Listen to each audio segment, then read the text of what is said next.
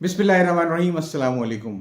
मेरी आज की गुफ्तगू थोड़ी तवील होगी, मुमकिन है 20-25 मिनट की हो जाए, लेकिन आज मैं जायज़ा लूँगा हालिया इसराइल ईरान की जंग का, और हम ये समझने की कोशिश करेंगे कि क्या वजह है कि वो ईरान जिसने 2024 में जब इसराइल से उसका मुकाबला हुआ तो चंद दिन में नहीं रहा, और जब 2025 में हुआ तो सिर्फ 13 दिन में वो जंग खत्म हो गई थी।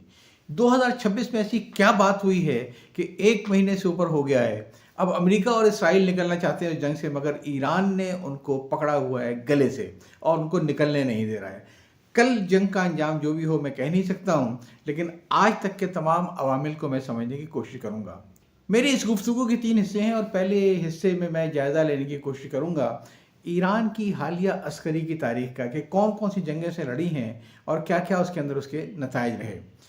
दूसरा हिस्सा बहुत ही अहम है, उसके अंदर मैं ईरान की वो पॉलिसी आपको समझाऊंगा जिसे हम मोज़ैक पॉलिसी कहते हैं, जिसने पूरा इस खत्ते का जोग्राफियाई नक्शा बदल के रख दिया है। ये बहुत ही अहम हिस्सा होगा, इसे ज़रूर सुनिएगा। और तीसरा और आखिरी हिस्सा होगा ईरान के मिज़ाइल प्रोग्रामों के बारे में, कि इतने जो मिज़ाइल चल चुके हैं तो क्या ईरान के पास मिज़ाइल का स्टॉक ख़त्म होने वाला है जो उसे जंगबंदी पर मजबूर कर दे। इन सब चीज़ों का मैं आज की गुफ्तगू में इजाज़त दूँगा। तो आइए आगे बढ़ते हैं। ईरान की अस्करी तारीख़ का जायज़ा लेने के लिए हम आगाज़ करते हैं ईरान इराक़ की जंग से, जो इराक़ के ईरान पर हमले के बायस 22 सितंबर सन 1980 से शुरू हुई और 20 अगस्त 1988 तक जारी रही। ये जंग तकरीबन 8 साल जारी रही और जदीद मशरिक़ वस्ता में सबसे तवील और तबाहकुन जंगों में शुमार होती है। इब्तिदा में ईरान दिफाई पोजीशन में रहा, मगर वक्त के साथ उसने न सिर्फ ये कि अपने इलाकों का दिफा किया, बल्कि इराक़ के अंदर भी पेशकदमी की, लेकिन इसका अंजाम स्टेलमेट था। कोई भी फरीक इसमें जीता नहीं था। इराक़ ने हमला किया, ईरान ने दिफा किया और बाद में इराक़ में दाखिल हुआ। अक़वाम मुत्तहिदा की करारदाद नंबर 598 के तहत सीज़ फायर हुआ। कोई जोग्राफिया नहीं बदला, कोई इलाकाई तब्दीली नहीं हुई। अगर हम इस जंग में ईरान के नुकसानात का जायज़ा लेते हैं तो मालूम ये होता है कि ईरान के तकरीबन 1,83,623 फ़ौजी इस जंग में हलाक हुए थे और 5,54,990 फ़ौजी ज़ख्मी हुए, जबकि ईरान के 40,240 फ़ौजी कैदी हुए थे। अगर इसमें सिविल नुकसानात का जायज़ा लिया जाए तो दोनों तरफ के फरीकों के तकरीबन 50 लाख लोग इसमें हलाक हुए थे, जिसमें ईरान का हिस्सा सबसे बड़ा था। लेकिन इस जंग के कुछ और भी मुआशी अवामिल थे। इस जंग में अरबों डॉलर का नुकसान हुआ, इंफ्रास्ट्रक्चर तबाह हुआ और इसने ईरान की मईशत को शदीद तरीके से मुतासिर किया।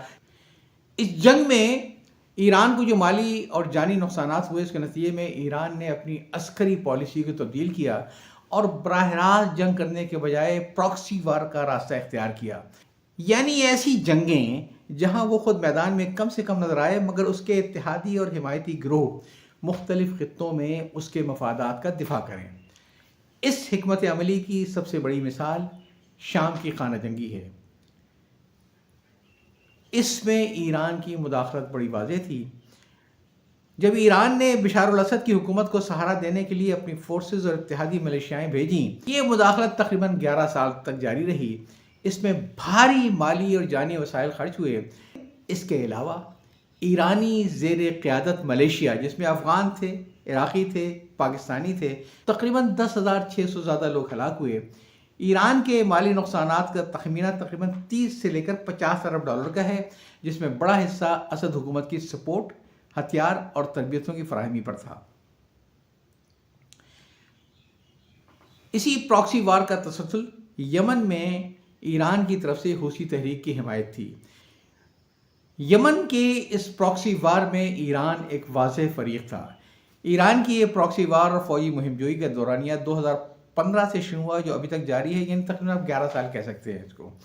ईरान ने इस प्रॉक्सी जंग में हूसियों यानी अंसारुल्लाह को हथियार, ड्रोन, मिसाइल की तरबियत दी। हूसी अभी बहुत ज़्यादा मजबूत है, लेकिन ये बराह रास्त ईरानी जंग नहीं है, बल्कि 11-12 साल से जारी तवील प्रॉक्सी जंग है जो ईरान लड़ रहा है, जिसमें ईरान की कोई बराह रास्त फ़ौजी हलाकतें नहीं हुई हैं, कोई बड़ा ईरान का फ़ौजी नुकसान नहीं हुआ।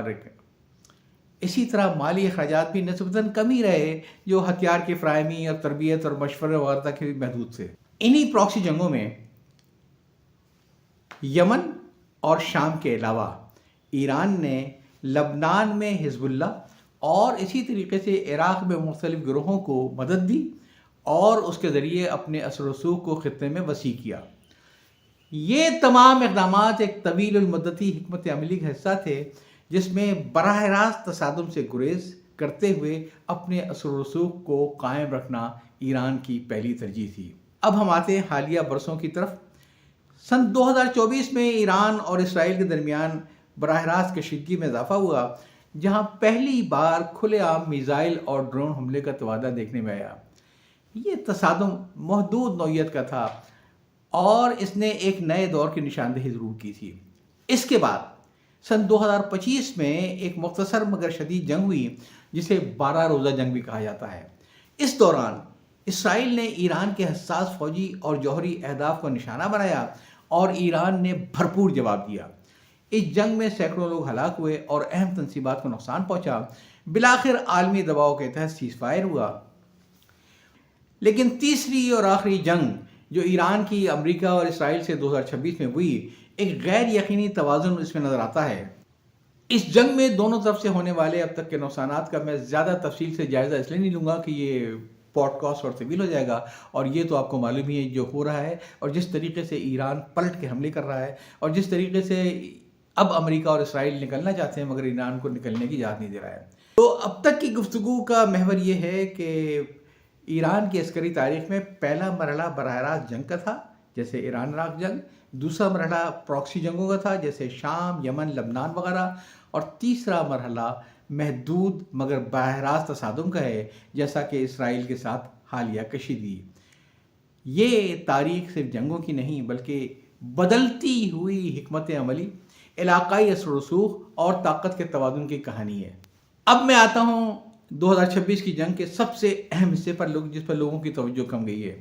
ہم یہ سمجھنے کی کوشش کرتے ہیں کہ وہ کون سے عوامل ہیں کہ بظاہر سینکشنز اور تنہائی کا شکار نظر آنے والا ایران کیسے امریکہ کے سامنے ڈٹ کر کھڑا ہو گیا ہے۔ اس جنگ کا آگے چل کر جو بھی انجام ہو، ایک چیز تو حقیقت ہے، اور وہ یہ کہ 2026 کی جنگ میں جو سب سے بڑا نقصان ہوا ہے وہ امریکہ اور اسرائیل کا ہے۔ ان کا سپر پاور ہونے کا گھمنڈ ختم ہو گیا۔ اسرائیل کو پہلی بار معلوم ہوا کہ اس کی آئرن ڈوم کے ذریعے اپنی سرحدوں کے اندر دفاعی حکمت عملی بری طریقے سے ناکام ہوئی ہے۔ ٹھیک ہے، اسرائیل میں ہلاکتیں زیر زمین حفاظتی بنکر کے باعث کم ہو رہی ہیں، لیکن سوچنے کی بات یہ ہے کہ 1 مہینے سے زیادہ زیر زمین ان بنکروں میں چھپے ہوئے لوگ جب باہر نکل کر اپنے مکانوں کو اور اپنے شہر کو ملبے کے ڈھیر میں دیکھیں گے تو ان کی نفسیاتی حالت کیسی ہو جائے گی، ان کے سوچنے کا انداز بدل جائے گا۔ اچھا، یہ کہانی صرف ہتھیاروں کی نہیں ہے بلکہ اس حکمت عملی کی ہے جس پر کم گفتگو ہوتی ہے، اور وہ ہے موزیک ڈاکٹرائن۔ اس ڈاکٹرائن نے جنم لیا سن 2003 میں جب عراق کی مرکزیت دم توڑ گئی۔ صرف 13 دن کے مختصر عرصے میں صدام حسین سے چھٹکارا حاصل کر کے انہوں نے پورا عراق اپنے زیر اثر کر لیا۔ یہ وہ وقت تھا جب ایران کے دفاعی ماہرین نے ایک اہم سبق سیکھا: اگر سر قلم کر دیا جائے تو جسم بے جان ہو جاتا ہے۔ یہ محض فوجی طاقت نہیں ہے بلکہ عوامی مزاحمت کا وہ سمندر ہے جس میں رضاکار عام شہریوں کے لباس میں قوم کی ڈھال بن جاتے ہیں۔ موزیک کی حکمت عملی واحد یہ تھی کہ جناب اگر اوپر سے ہماری قیادت ختم ہوتی ہے تو تمام 31 کے 31 حصوں کو کس طریقے سے اپنی قوم کی بقا کے لیے جنگ لڑنی ہے۔ اور ہم نے دیکھا کہ پہلی جو اطلاع آئی تھی وہ خمینائی صاحب کی اور اپنی اعلیٰ قیادت کے شہادتوں کی تھی، اور خیال یہ تھا کہ اب چند دنوں کی کھیل ہے، لیکن موزیک کا نظام ٹریگر ہو گیا اور 31 کے 31 صوبے اور یونٹ وہ اپنی 31 فوجوں میں تبدیل ہو گئے۔ لہذا اب امریکہ اور اسرائیل کی کیفیت ایسی ہے جیسے کسی ریچھ نے شہد کے چھتے کے اوپر پتھر مار دیا ہو، اب ہر طرف سے شہد کی مکھیوں نے گھیرے میں لیا ہوا ہے۔ اس نظام کی سب سے بڑی خوبصورتی یہ تھی کہ پہلے سے سب کو تربیت دی گئی تھی کہ اگر کبھی اوپر سے ہدایت ملنی بند ہو جائے، آپ وہیں سے سٹارٹ ہو جائیں. اب آپ کو کسی ہدایت کی ضرورت نہیں ہے. کیوں؟ اس لیے کہ اوپر ہدایت دینے والا اب باقی نہیں ہے. آپ کو اپنی جنگ خود لڑنی ہے اور آپ کو خود باہر نکلنا ہے. اس موزیک کی پالیسی کے تحت ہر صوبے کا اپنا دفاعی نظام پورا الگ ہے. زیر زمین بنکروں کا جال ہے وہاں پہ، میزائل پورے سسٹم ہے وہاں پہ، ہر چیز. یعنی آپ سمجھیے کہ 31 فوجیں ہیں جن کو آرڈر لینے کے لیے، سرنڈر کرنے کے لیے کسی سے ہدایت کی ضرورت نہیں ہے. آج اسرائیل اور امریکہ کی حماقت کی وجہ سے 31 فوجوں کو کنونس کر کے جنگ بندی پر آمادہ کرنا اب ایران کے اختیار میں بھی نہیں ہے. ان کا سسٹم ہی کچھ ایسا تھا کہ چونکہ اوپر کی کمانڈ ختم ہو گئی ہے، لہذا اب آپ اپنے طور پہ ایک پوری فوج ہیں. ان کا اپنا پورا سسٹم ہے. ہر لیول پہ، ٹاپ کے لیول پہ جتنے بھی یونٹس ہیں اس موزیک کے اندر، ان کے 5-6 کمانڈر ہیں کہ پہلا مرے گا، دوسرا مرے گا، تیسرا، چوتھا. وہ جنگ لڑتے رہیں گے، ان کو کوئی روک نہیں سکتا ہے. اس موزیک پالیسی کو آپ لوگ ضرور پڑھیے گا تاکہ آپ کو معلوم ہو جائے کہ نئی جنگی حکمت عملی کیا ہے. موزیک کی پالیسی کے علاوہ جو سب سے بڑا گیم چینجر تھا وہ ایران کا میزائل کا پروگرام. مشرق وسطیٰ کا سب سے بڑا اور متنوع پروگرام ہے جس میں اسلامی انقلابی گارڈ ایرو اسپیس فورس اس کی نگرانی کرتی ہے. یہ نظام بھی موزیک ڈاکٹرائن کا ایک اہم حصہ ہے. ہر شہر میں انہوں نے زیر زمین میزائل سٹی بنا کے رکھی ہیں. 2-2 کلومیٹر اندر سرنگوں میں جائیے تو اس کے بعد پھر ان کے میزائل لانچر اور میزائل موجود ہیں جنہیں وقت پکڑنے پہ نکالتے ہیں، فائر کرتے پھر اندر لے آتے ہیں. یہ زیر زمین میزائل سٹیز جو ہیں وہ ایران کی حفاظت کے لیے سب سے بڑی دیوار بن چکے ہیں. انہیں تمام صوبوں میں الگ الگ رکھا گیا ہے تاکہ مرکزی حملے میں پورا نظام تباہ نہ ہو جائے. ایران خود مختار طور پر 2000 کلومیٹر تک کی میزائلوں کی رینج محدود رکھتا ہے. پہلے امریکہ کو اندازہ تھا کہ ایران کے پاس 3000 سے زیادہ بیلسٹک میزائل ہیں. کروز میزائلوں کے تقریباً جون 2025 کی 12 دن کی اسرائیل کی جنگ میں اسرائیل اور امریکہ کے حملوں سے ایران کا میزائلوں کا خزانہ کم ہو رہا ہے. سن 2026 میں اسرائیل نے اندازہ یہ لگایا تھا کہ جنگ کے بعد 1500 میزائل اور 200 لانچر بچے ہیں. 2026 کی جنگ میں مزید 75% لانچر تباہ ہو گئے. لیکن اس کے برعکس اسلامک ریولیوشن گارڈ کا دعویٰ یہ ہے کہ میزائلوں کی پروڈکشن مسلسل جاری ہے اور ذخیرے میں کوئی کمی نہیں آئی ہے. جدید ترین اور اہم میزائل 2026 میں ڈپلائیڈ یا استعمال ہوئے، اس میں ایران نے لیکوڈ فیول سے لے کر سالڈ فیول یعنی تیز لانچ. 2026 کی جنگ میں ہمیں یہ نظر آتا ہے کہ ایران نے اپنے میزائل ٹیکنالوجی کا بھی ایک واضح تو اس میں تبدیلی لے کر آیا اور وہ لیکوڈ فیول سے سالڈ فیول کی طرف گئے تاکہ تیز لانچ کو میزائل کو فائر کیا سکے اور انہیں آسانی سے منتقل بھی کیا سکے. جدید میزائلوں میں مینوربل ری انٹری وہیکل شامل ہیں جو دفاعی سسٹمز کو جیسے ایرو آئرن ڈوم سے بچنے کے لیے راستہ بھی بدل سکتا ہے. 5 مارچ سے ایران نے اپنے ہائپرسونک میزائل یعنی رفتار سے زیادہ تیز میزائل بھی استعمال کرنے شروع کر دیے. اب میں آپ کو ایک اہم تفصیل دیتا ہوں جو ایران کے میزائل پروگرام پر نظر رکھنے والے ادارے ایران واچ نے تیار کی 2026 مارچ میں. اس تازہ ترین فہرست کے اندر ایران میں جو میزائل اس وقت استعمال ہو رہے ہیں جن کا ذخیرہ موجود ہے اس میں فتح 1 موجود ہے. یہ MRBM medium range ballistic missile کہلاتے ہیں. ان کی رینج تقریباً 1400 کلومیٹر ہے. یہ سالڈ فیول پر چلتے ہیں اور سنگل اسٹیج سالڈ MRB ہے. یہ MRBM قسم کے میزائل کہلاتے ہیں جن کی رینج 1500 کلومیٹر ہے اور سالڈ فیول پر یہ چلتے ہیں. ان کی خصوصیت یہ ہے کہ جدید ترین ہائپرسونک مینوربلٹی ری انٹری ہے. ایران کے پاس تیسرا بڑا جو میزائل کا خزانہ ہے وہ ہے خیبر شکن. یہ بھی MRBM ٹائپ کے میزائل ہیں جن کی رینج 1450 کلومیٹر ہے اور ان کا پے لوڈ 450 سے لے کر 600 کلوگرام تک ہے. یہ سالڈ فیول پر چلتے ہیں. ان کی سب سے بڑی خصوصیت ٹرمینل گائیڈنس مینوربل وار ہیڈ ہیں. 2026 کی جنگ میں آپریشن ٹرو پرومس کے دوران جتنی بھی لہریں آئی ہیں اب تک تقریباً 70-75 قریب لہریں آ چکی ہیں. اس میں ان میزائلوں کا کھل کے استعمال کیا گیا ہے اور ان کے ذریعے اسرائیل اور خلیجی اڈوں کو نشانہ بھی بنایا گیا ہے. یہ میزائل کہتے ہیں کہ ایرانی ریولیوشن گارڈ کا پسندیدہ میزائل ہے. اس کے علاوہ ایک چوتھا ہم جو دیکھتے ہیں میزائل وہ ہے سجیل کا. یہ MRBM قسم کے میزائل ہیں جن کی رینج 2000 کلومیٹر ہے، پے لوڈ ان کا 750 کلو گرام ہے، یہ سالڈ فیول پر چلتے ہیں اور ان کی خصوصیت ہے کہ یہ ڈانسنگ میزائل کہلاتے ہیں، رفتار اور راستہ بدل کر انٹرسیپٹر سے یہ بچنے کی صلاحیت رکھتے ہیں۔ 2026 میں پہلی بار بڑے پیمانے پر انہیں فائر کیا گیا۔ پانچویں بڑی قسم ہم دیکھتے ہیں ایران کے پاس میزائلوں کی، وہ ہے عماد قسم کے میزائل، وہ یہ بھی MRBM ہے لیکن ان کی رینج 1800 کلومیٹر ہے اور یہ پے لوڈ 750 کلو گرام لے کے چلتے ہیں۔ یہ لیکوڈ فیول کے اوپر بیس ہیں اور ان کی بھی خصوصیت یہ ہے کہ ہائی پریسیشن مینوریبل ہے۔ یہ چھٹا جو ایران اپنے سامنے میزائل لے کر آیا ہے وہ ہے حاج قاسم کا، یہ بھی MRBM قسم کے میزائل ہیں، ان کی بھی رینج 1400 کلومیٹر ہے اور یہ پے لوڈ 500 کلو گرام کا لے کے جاتے ہیں، سالڈ فیول اسٹیٹس ہے ان کا، اور انہیں قدس فورس کے ایک کمانڈر کے نام پر بنایا گیا ہے۔ اس کے علاوہ بھی ایران کے پاس بہت سارے میزائل ہیں جو بڑے پیمانے پر بنائے جاتے ہیں۔ ان میں جو خاص میزائل ہیں اس میں ایک ذوالفقار ہے جو 700 کلومیٹر کی رینج ہے، سالڈ ڈپلائبل ہے، پھر فتح 1 ہے جو تقریباً 300 سے لے کر 500 کلومیٹر تک ان کی رینج ہے اور بڑی ہائی پریسیشن کی ہوتی ہے۔ اس کے بعد خرم شہر ہے، اس کے مختلف ورژن ہیں، ان کے ہلکے پے لوڈ بھی ہیں۔ کروز میزائل، ان کا بہت بڑا خزانہ ایران کے پاس موجود ہے، یہ 2000 کلومیٹر تک جا سکتے ہیں اور 1350 کلومیٹر تو آرام سے۔ اور بھی بہت سے میزائل ایران کے پاس موجود ہیں جو کم رینج کے تھے۔ جنگ کے ابتدا میں ایران نے یہ کیا کہ ڈرون اور ہلکے میزائل پہلے استعمال کیے تاکہ جو دفاعی ڈرون نظام کے لیے جو میزائل شکن نظام تھا وہ ان سستے اور پرانے میزائلوں کو اور ڈرون کو تباہ کرنے میں کامیاب ہو گیا۔ میزائل پروگرام کی خاص بات یہ ہے کہ یہ زیر زمین سرنگوں میں رکھے جاتے ہیں، مثلا خرم آباد، تبریز میزائل سٹی اور صوبائی کورز کے تحت الگ الگ دسیاب میں زیر زمین 2 کلومیٹر اندر تک آپ سفر کریں تب جا کے کہیں ان کے ذخیرے شروع ہوتے ہیں۔ تو ایران نے وہ مضبوط نظام رکھا ہے کہ اس کو تباہ کرنا ان کے بس کی بات نہیں ہے۔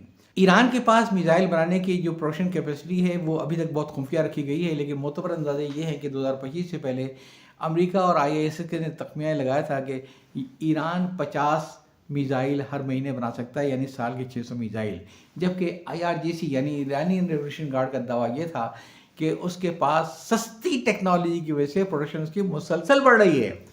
کچھ تجزیہ کاروں کا اندازہ یہ ہے کہ ایران 300 میزائل ہر مہینے بنا سکتا ہے، سالانہ 3600۔ یہ میزائل کوہ برجمالی کے فیکٹریوں میں مسلسل بنائے جا رہے ہیں۔ کہتے ہیں کہ امریکہ اور اسرائیل کے حملوں کے بعد سے پروڈکشن فیکٹریوں پر جو مسلسل حملے ہوئے ہیں، مثلا AIO کی سائٹس، کاربن فائبر فیکٹریاں، اس سے اس کو نقصان ضرور پہنچا ہے، اور لوگ یہ سمجھتے ہیں کہ اب ایران اس وقت سے 40 میزائل ہر مہینے بنا سکتا ہے یا اس سے بھی کم۔ لیکن ایرانی ریولیوشن گارڈ کا یہ کہنا ہے کہ میزائل انڈسٹری مکمل طور پر فعال ہے، کوئی کمی نہیں ہوئی ہے۔ یہ بھی ذہن میں رکھنا ہوگا کہ ایران اپنے میزائلوں کے لیے خام مال چین سے درآمد کرتا ہے، جو ہزاروں میزائلوں کے لیے کافی ہیں، اتنا خام مال اس پاس اکٹھا موجود ہے۔ اگر ہم نے رک جائیں تو 1-2 سال میں ہزاروں میزائل پھر تیار کرنے کی ایران کے پاس صلاحیت موجود ہے۔ خیال یہ ہے کہ سن 2027 تک ایران 8000 میزائلوں کا اپنا ذخیرہ بڑھا سکتا ہے۔ اس ساری گفتگو کا خلاصہ یہ ہے کہ ایران کا جو میزائل کا نظام ہے وہ بیسیکلی غیر متوازن روک تھام کا نظام ہے۔ اس طریقے سے اس کو بنایا گیا ہے کہ وہ چیزوں کو اپنے طور پہ ٹریگر کرتا ہے، اپنے طور پہ روکتا ہے۔ جدید سالڈ فیول کے میزائل فتح، خیبر، شکن، سجل تیزی سے لانچ ہوتے ہیں اور دفاعی سسٹم کو چیلنج کرتے ہیں۔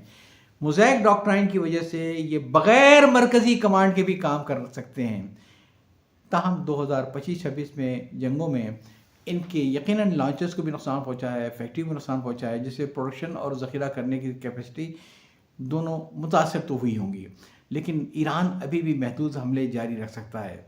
اس پورے سسٹم کو اور فوج کی عدم مرکزیت کو سمجھنے کی ضرورت ہے کہ ایسا نہیں ہے کہ صدام حسین گئے تو پورا ملک ختم، نہیں، خمینی جائے گا تو وہاں پہ 31 ایران اور کھڑے ہوں گے دشمن کا مقابلہ کرنے کے لیے، اور ان کے فوجیوں کی تعداد کا اندازہ ہی نہیں ہے ان 31 فوجوں کا۔ کیوں؟ اس لیے کہ اس میں تو نیچے تک عوامی رضاکار موجود ہیں، اور شاید یہی وجہ ہے کہ ابھی تک امریکہ اپنی زمینی فوجیں ایران میں بھیجنے سے کترا رہا ہے۔ کل کو ممکن ہے بھیج دے، لیکن امریکہ کو پتہ ہے کہ کب کہاں سے ان کے فوجیوں کو اڑایا جائے گا یہ ان کے بس میں نہیں ہوگا۔ یہ گفتگو آپ کو کیسی لگی؟ اگر کچھ نقطے آپ کو لگتے ہیں کہ اچھے ہیں تو اسی طرح دوسروں تک بھی فارورڈ کر دیجیے گا۔ یہاں چاہتا ہوں، اللہ حافظ۔